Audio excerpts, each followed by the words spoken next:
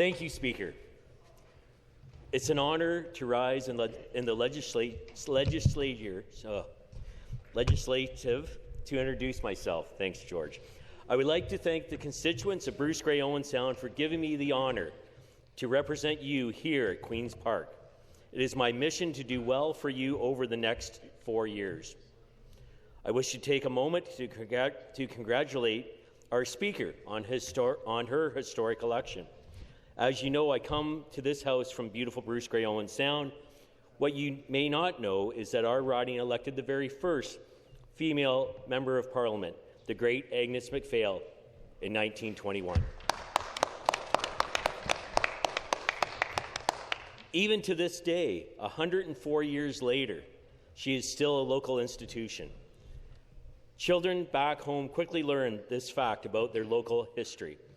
Madam Speaker, it is my wish that 100 years from now, your historic election will be met with a similar sense of pride. Young women will draw inspiration from you. If someone had told me back in school that I would one day become a member of provincial parliament, I would not have believed them.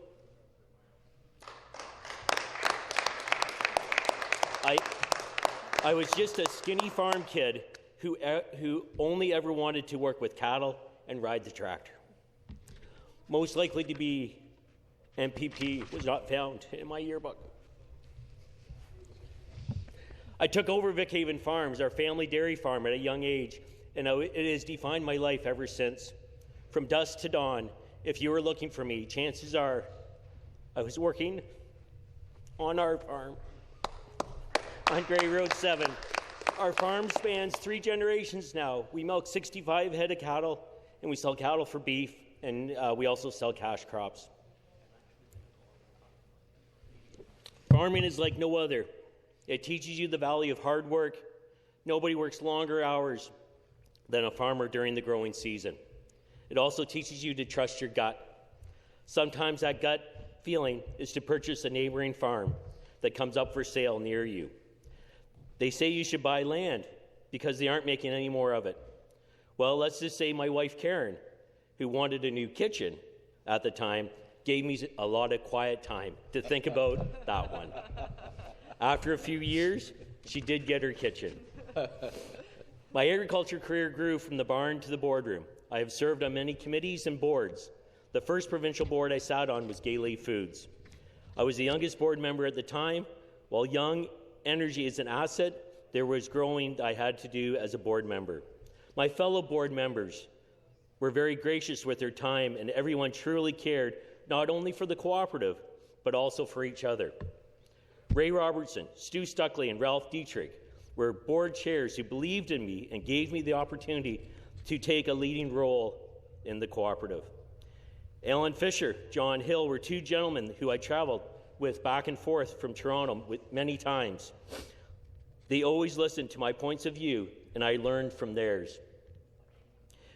You'd be surprised how many problems a few farmers can solve during a 2-hour car ride. I was fortunate. Gay Foods belonged to the Dairy Farmers of Canada. Each year, we attended their conference in different parts of the country. This took our family to the East Coast and the West. Highlights included the Bay of Fundy, as well as Banff and Jasper. Many times, the journey getting there was just as much fun, if not more, than the holiday itself. Later on, when I became the chair of the board, we had a change in CEO. I was lucky. The CEO was great to work with, and I say that with a bit of a wink. Hopefully he's watching. We had many great conversations about the cooperative and life itself. We were close friends then and still talk on a regular basis. Michael Barrett is his name, and he is another person who has helped guide me on my journey. Through this, I learned about the importance of governance and policy and how it impacts the ability to produce food we eat. I learned just how important Canada's supply management dairy sector is for family-run dairy farms. Fun fact, supply management and I were both born around the same time, but I think our nation's decision to move supply management will age better than myself. After my time at Gayley, the 2018 municipal election took place. I ran for a council seat in the municipality of Meaford and was successful. Municipal politics is a difficult job, as many in this House will know. Affecting people's day-to-day lives can be very gratifying, but people are very passionate, which I quickly learned. You can be lobbied passionately, but you must keep in mind that the decisions you make should be positive for the majority and not the minority, not for the vocal minority. Later, I had the opportunity to join the board of Ontario Federation of Agriculture. Through the OFA, I learned a great deal about Ontario's diverse agriculture sector. Many of the leaders I served with, including Peggy, Drew, Sarah, and Ethan, and I have all become close friends. I am confident they will carry the torch forward. As many of my colleagues have already alluded to, it takes a village to make an MPP. Many people have influenced my path to where I stand today. Some of them are no longer with us, except in spirit.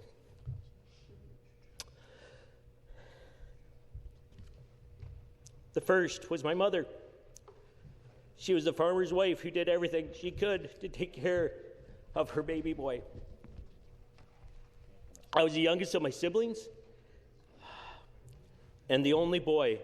I'm also the youngest. I'm the only boy in my family. I have 3 older sisters. I'm also the youngest of all my cousins. But she always tried to protect me. But I learned that she could have a very sharp tongue. I remember one day when she was doing laundry, she was using, and I was only 4 or 5 at the time. She was using a washing machine. A washing machine we had to pull into the bathrooms.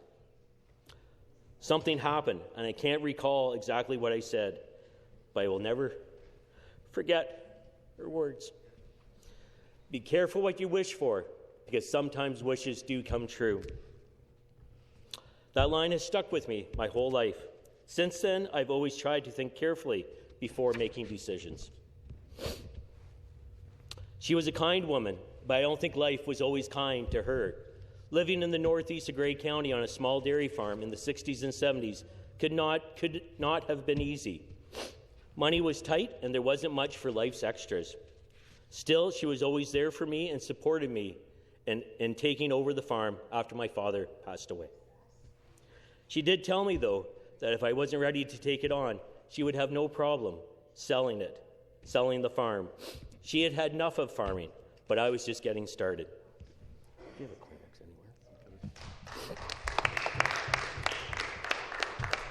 anywhere? In later years, this is when I'll need the clapping.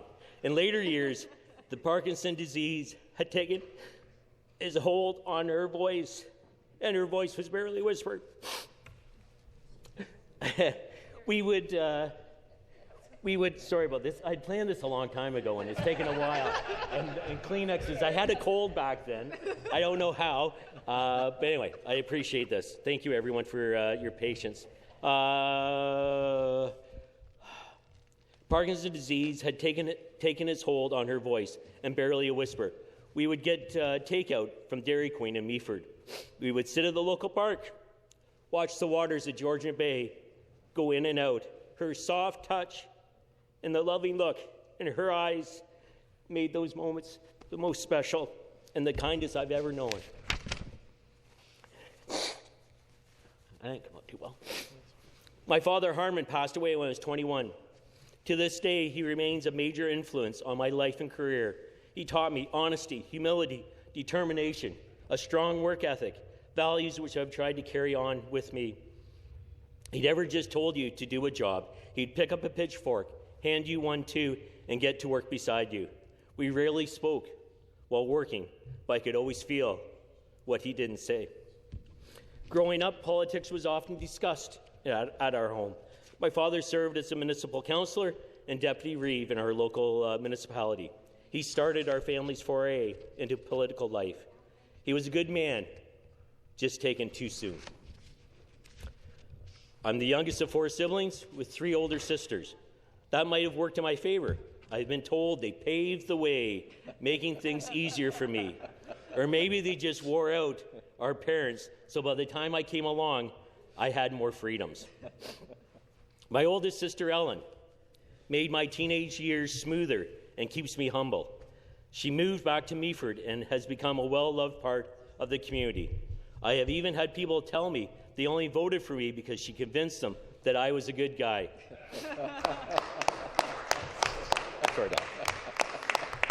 Thank you, Ellen. Barb, my next sister, has always lived in the area and has been a constant in our family's life. She often tells stories of all the peas she had to pick and pod growing up so the rest of us could eat well. She treats our 4 kids as her own, and in traditional Sunday dinners feel special with every detail made right. Lorna, my closest sister in age, moved to the U.S. in the 90s to grow her nursing career. We don't see or talk often, but when we do, it feels like she's never left. There also have been many neighbors who have helped shape me. Growing up in a farming community, your neighbors are your first friends, and those who help in times of need. Families like the Cans, the Ormsbys, the Almonds, McCauslins, Jacks, Wileys, Merrifields, Davisons, Peddlers, Kerrs, Fosters, and Sue, who's a very close friend, have all touched my life in some way. My community at St. James Anglican Church has always been there, a safe place for guidance, good advice, and the occasional nap.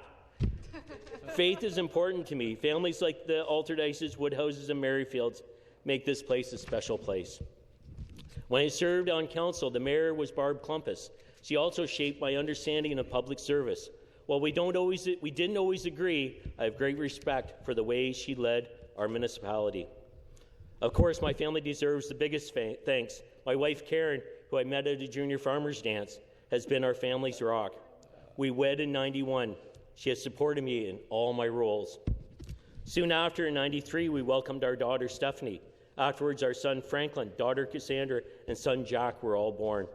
It isn't easy caring for children while being a farmer's wife. It's a lot of pressure on the one staying at home. Still, she maintained a full-time job, worked in the local health care, helping provide the lifestyle our family enjoyed. My daughter, Stephanie, was wed a couple summers ago, and I look forward to my youngest daughter, Cass. Yeah. Her wedding's in just over a week. Yeah. Big party. That's right. We raised our family as a typical farming family. We were active in junior farmers and minor hockey, 4-H junior farmers and minor hockey. Winters took our family to cold arenas across rural Ontario. Often Karen and I would have to divide and conquer to get everyone where they needed to go. Saturdays in the summer were spent showing dairy cattle at fairs across the area. 3 of my children are graduates of the ag program at the post-secondary level. Sundays on the farm included a nice dinner and drinks. These are fond memories, and much fun was had. But when you live on a farm, the cows still needed to be milked. Twice a day, every day. They don't care how much fun you've had that day. My 2 sons, Franklin and Jack, are now the 3rd generations of Vic Haven Farms, continuing our farming agriculture legacy. Boys, I know you'll do great. None of us get here without a campaign team. My campaign was managed by Karen McGuinness. She also served members of this House as a constituency assistant for Bruce Grey Owen Sound for over 20 years. Kara Rainey from Owen Sound was instrumental. She donates her time to so many great community causes. She gave up her February to support me. Don Stanton from Wyerton was also a big help. Few know the Bruce Peninsula as well as he does. Lisa LaPerriere from Owen Sound kept me on time. Graham from Chatsworth, who walked every single mile that I walked. He managed the canvassing and events. Ted Miller and the former member of the House, Rick Byers, joined our door-knocking crew when they could. I also have to mention Don Dietrich from Desborough, Bev Nickel from Chesley, and Tom Ruff from Tara were big in helping me secure the party nomination. Meeting the Chesley Coffee Club gave me the momentum that I needed. Tom Carbert from Meaford and his team took on the wintertime task of managing signs. And there's snow up in Bruce Grey, Owen Sound. He has supported me in my endeavors over the years. We go way back. His work on the his work in farm equipment sales has led to many interactions over the years. My wife Karen and eldest daughter Stephanie have been there through all my campaigns. Not all were successful. I'm reminded of this as a sign sits on my desk stating, "Third time's the charm." Perseverance will serve me well in this house. February in Bruce and Grey counties is great for skiing and snowmobiling, but not for door canvassing. Our campaign took us from the Wyerton Willie Festival, where he predicted an early spring, the lying little bugger, to doors and communities across our 6,500-kilometre riding. Looking back, I remember this month fondly. Though there were struggles at times, Bev Heron, a longtime volunteer, said to me once, "We did a winter campaign once before, and since then I have always been trying to forget it." Bruce Grey Owen Sound is known for some of Ontario's best landmarks. Tobermory and Sauble Beach are the highlights, but there's more than that. The shores of Georgian Bay and Lake Huron graces with beautiful sunrises and sunsets and brisk winter winds. The highlands of South Grey look down on the rest of our province as the highest point in southern Ontario. I have been fortunate enough to have hiked Machu Picchu and through Nepal. But the Bruce Trail is a personal favorite. You can hike the same parts of the Bruce Trail, but go in a different direction, and it gives you a completely different view. Bruce Grey Owen Sound is also diverse. We have members of the Saugeen Ojibwe Nation who I seek to build trust throughout my term. We have new immigrant communities, Old Order Amish families, and Mennonites who I've had many dealings with. I welcome the members of the legislature to come visit Bruce Grey Owen Sound and see Vic Haven Farms in action. As I begin this journey, I bring some lessons about agriculture with me. The first is patience. Good things take time to grow, and our work here is no different. The second is to plant a seed today, knowing you won't reap its benefits until later in the year. As we begin this term, if we show patience with one another and know that we may not be the ones who will benefit from the hard work today, we will serve Ontarians well in these hard times. I'm excited to collaborate with all my colleagues to move big projects forward and to protect Ontario from economic uncertainty. I value agriculture as an economic driver in this province. There's an old saying, and please, the lawyers in the crowd, do not take offense. A couple times in life you may need a doctor and a lawyer. However, 3 times a day you need to eat. Food comes from a farmer. After all, everyone always has hundreds of different problems until you are hungry, and then you have one. While few would have expected the skinny farm kid from Grey Road 7 to make it here, George, I'm here now. As I take my green chair with my golden member's pin on my lapel, the privilege is not lost on me. It is my mission to make Bruce Grey Owen Sound and all those who helped me get here proud of my work. Thank you.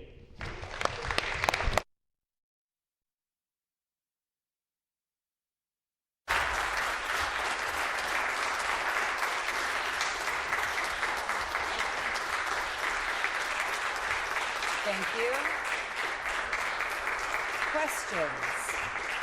Questions and responses for the member. I recognize the member from Timiskaming Cochrane.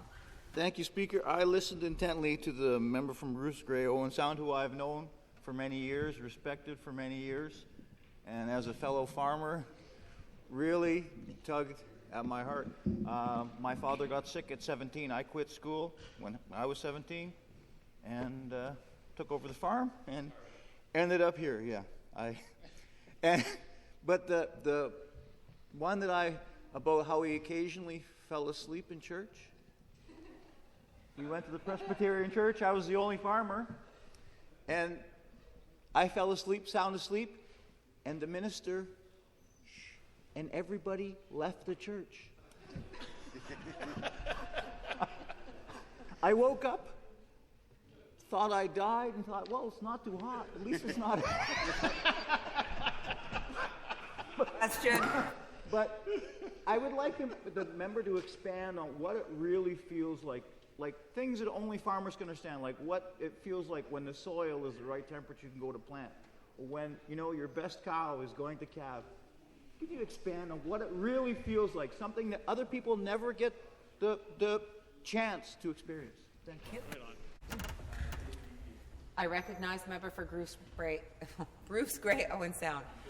Thank you, Speaker, and thanks to my fellow MPP from the north. Sorry, I can't remember your riding, and I can't use your name. Thanks for just throwing that lob ball in there, because you know what? I don't think a lot of people do understand the smell of dirt in the spring, the smell of fresh cut hay, and it's all coming together. You know, the sun and the rain and everything else. It's hard to explain it to people. More than a couple weeks ago, a couple of months, maybe 6 weeks ago, I can't remember, we don't calve out many of our cows anymore because they calve at another barn. They do it by themselves. If you leave them alone, they're better off. The less interactions cattle have with people, the better they are. That's why robots work so well. But anyway, I got up to the barn to feed the dry cows, and one was calving. And it's like, geez, I haven't calved a cow in a while. And I thought, what do? Do I leave it? Or do I help it? You know, what happens if something goes wrong? Come back in an hour and the calf's dead. It's always not good. So anyway, I decided I grabbed some baler twine, went into the pen, put it on the legs, and pulled that calf out and watched it take its first breath. And you make sure it gets going. Like it, I can't explain what that is, but it's a feeling that only somebody who's been there can explain. So you know it. Questions? I recognize the member from Etobicoke Lakeshore.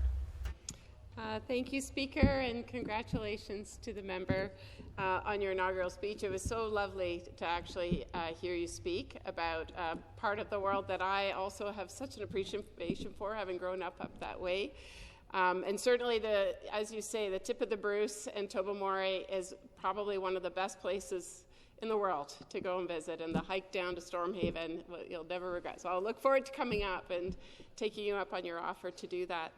I am interested, though, like if you were to pick one thing that you heard from your constituents that they really hope you will bring into focus while you're here, what would that one thing be? Response, I return to the member from Bruce Gray, Owen Sound. Yep, and thank you for that question. I guess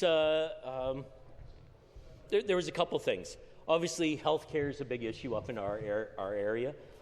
We have an aging population, so they want to make sure the healthcare system's for them at this point in their life. The other part is they want to make sure I speak for Bruce Gray Owen Sound, that I don't speak, for the people of Toronto. I don't speak for the people up east or up in Ottawa. They want to make sure that their voice is heard. And I think you can do that. You don't always have to be the loudest out here on the floor to do that. There's lots of quiet conversations and opportunities like this to get to know me, and I think I can convey that out. Further questions? I recognize a member from Perth Wellington who is in his seat. Thank you. Stacey, go to your seat if you want to ask a question. Thank you, Speaker. Thank you to my colleague for his great remarks this morning as well. And I know he is still a farmer, being a farm kid, as many of my colleagues will know in this place. I was just wondering if my colleague can elaborate a little bit on what he would think the best lesson from, I don't know, whether it was mucking out stalls on a Saturday, would be that you're taking from your time growing up on a farm and still obviously being an active farmer to this place. What do you think is going to help you most in this new role that you have? Thank you, Speaker. Response, I return to the member from Bruce Gray, Owen Sound. Yeah, thank you for that question, my friend from Perth Wellington. I'm not too sure because, I think sometimes less talk and more action is something, and I'm trying not to, hash back into last night because last night was last night. But don't think that didn't just got me as hard as it did. Just like, let's just get to the work and get it done. I think that's where I'll go with it. Like, it's just, you just got to get to work. You get up in the morning, you pull your pants on, you go downstairs, you get your glass of water, and you go out to the barn and you start working. Like, it's such a natural thing for me to do. So it's just, let's be more active. And get it done. Get her done. Question. I recognize the member for St. Catharines. Thank you, Madam Speaker, and to the member from Bruce Grey, Owen Sound. What a wonderful inaugural speech you just did. It was very, very heartwarming, may I say. And I want to welcome you here. And the reason I say that is because I listened and you said to me about your grandmother or your mother, and how you were in Meaford and you went to the Dairy Queen. My grandparents had a cottage up in Meaford area, and right by Ravenna. So if you blinked your eyes, you missed it, right? But it is beautiful up there, and I will come back and visit. I just want to ask you one question, though. I know next week is probably a very special moment for you, and you'll be walking your daughter down the aisle. So cherish that as much as you just cherished what you just said to this House. And I guess I want to ask you, what wish will you ask that you hope comes true of your whole journey as being an MPP? Response. I return to the member from Bruce Grey, Owen Sound. And thank you for that question. I hope I can bring awareness. I think I can hope. I hope I can bring, movement. It feels like sometimes we just get bogged down. And again, I'm trying not to, I wish we didn't have the whole thing last night, but we get bogged down in the whole, part of that I just wish it would just go quicker and bring things back to my community, back to my riding that are important to them, and kind of make sure that we aren't forgotten as, just known as the beautiful little spot up on Bruce Peninsula. So, thank you. Time for one more question. I recognize the Minister for Natural Resources. Thank you very much. Maybe. There we go. Thank you very much, Madam Speaker. Listen, it's wonderful to hear new members get up in this place and tell us a little bit more about themselves. Often we get so caught up in the day-to-day, we forget to kind of slow things down and think about the real reasons as to why we're here. So thank you for that. It's a good reminder today. My grandparents on my mother's side ran a dairy in North Bay, and no stranger to the industry, used to run in and around the tanks and pull the hoses and all the stuff for them when I was younger. And I can still remember the very distinct smell, which was not particularly pleasant, of all the hot water mixing in with the milk, and oh boy.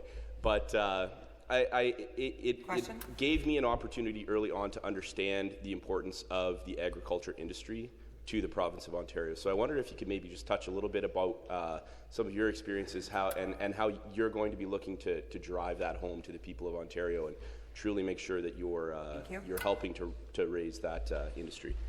Response. I return to the member from Bruce Grey, Owen Sound. Okay, thank you for your question. I guess the biggest thing, and I think it's starting to improve. It's all about recognition or getting the information out about agriculture to all the people that don't have a real touch, whether it's in their riding or never being on a farm before. So I think education and trying to make sure that we aren't kind of the forgotten, lost industry of Ontario, because we are big, $52 billion of GDP. There isn't many other industries in Ontario that can match that sort of output that the agriculture and the food processing industry has here in Ontario. So, yeah, so there's some opportunities. I think we can help move the agriculture industry along, and I hope they get solved. Fertilizer and fuel Thank you.